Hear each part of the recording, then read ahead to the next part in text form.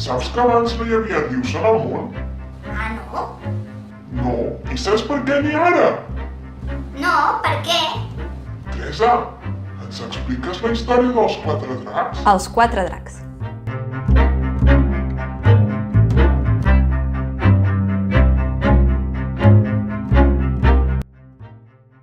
Fa molt i molt, al principi dels temps, no hi havia rius ni llacs sobre la terra, només el mar de l'est, on vivien quatre dracs. El drac llarg, el drac groc, el drac negre i el drac perlí.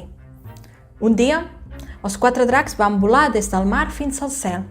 Van perseguir els núvols i s'hi van endinsar. De sobte, el drac perlí va rugir i va assenyalar cap a la terra. Els altres tres dracs es van aplegar al seu costat i van mirar entre els núvols en la direcció que el drac perlí assenyalava. Van veure molta gent fent ofrenes extraordinàries i cremant bastons d'encens. Una vella, agenollada damunt la terra pelada, amb un nen molt prim als braços, cridava: «Déu dels cels, per favor, envia'ns pluja perquè puguin viure els nostres fills!»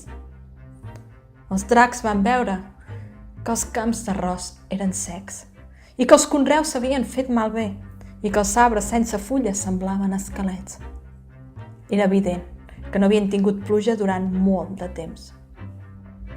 «Que prima i feble està la gent», va dir el drac groc. «Si no plou aviat, moriran». Els altres dracs van fer que sí amb el cap. «Vinga, anem a demanar a l'emperador Jade que faci ploure», va suggerir el drac llarg. I es van enlairar entre els núvols i van volar cap a l'allunyat palau celestial de l'emperador Jade. El totpoderós emperador Jade no li va agradar gaire l'arribada poc cerimoniosa dels dracs. «Com goseu interrompre la meva feina tan important de fer-me càrrec del cel i de la terra i de tota la resta? Torneu al mar i comporteu-vos!» «Però, majestat, els correus s'estan assecant i la gent s'està morint de gana», va dir el drac llarg. «Si us plau, envieu-hi pluja de seguida». L'emperador Jade volia tornar al seu somieig, de manera que va fer veure que s'hi venia. «Ah, d'acord», va dir. «Ara torneu-vos-en, que demà ja hi enviaré la pluja». «Gràcies, majestat», van dir a l'uníson els quatre dracs i van tornar volant, feliços, cap a la terra. L'emperador Jade va fer un senyal a un miler de fades celestials perquè cantessin la seva tonada preferida, va badallar i es va quedar dormit. Van passar 10 dies i no va caure ni una gota d'aigua. La gent estava cada cop més i més afamada. Menjaven herba mústia, rosegaven branques nues dels arbres, xuclaven pedres i mastegaven argila seca. Els quatre dracs es van adonar que l'emperador Jade només pensava en el seu propi plaer i no es preocupava gens de la gent. Aleshores, després de mirar llargament el vast mar de l'est, el drac llarg va tenir una idea. «El mar, que no és ple d'aigua. Hem d'absorbir-la tota i escopir-la cap al cel. Caurà com a pluja i salvarem els conreus i la gent». Els altres dracs van convenir que havien de provar de fer alguna cosa i aquesta idea era l'única que tenien. Van sobrevolar el mar i van xuclar aigua amb la boca. Després es van tornar a enlairar sobre els núvols i van escopir l'aigua per tot arreu. Van volar amunt i avall moltes vegades, xuclant i escopint, fins que l'aigua del mar va caure en forma de pluja. «Plou! Plou a bots i barrals!» cridava amb alegria la gent i els nens saltaven amb els bassals.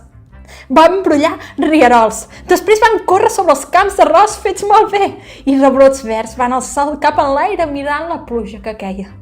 L'emperador Jade ho va veure furiós i va ordenar als seus generals celestials que capturessin els quatre dracs. «Com goseu fer ploure sense el meu permís?», va bramar quan van tenir els dracs al seu davant.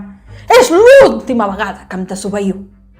Va manar al déu de la muntanya que li portés 4 muntanyes per posar-les sobre els dracs, de manera que no poguessin fugir mai més. El déu muntanya va fer que 4 muntanyes llunyanes travessessin l'aire volant i aterressin sobre els 4 dracs. Així doncs, els dracs van haver de quedar-se allà, amb les muntanyes a sobre per sempre més. Tanmateix, no se'n penedien. I estaven més decidits que mai a ajudar per sempre més la gent d'aquell lloc. Es van convertir en rius. fluint des de les muntanyes, travessant la terra ara fèrtil i morint al mar. I així van formar els 4 grans rius de la Xina. El Heilongjiang, el drac negre, també conegut a Rússia com a riu Amur, al nord, llunyà i fred. El Huanghe, el drac groc, al centre. El Changyang, Yangtze, riu llarg, al sud remot. I el Xiyang, el drac perlí, al sud, llunyà i tropical.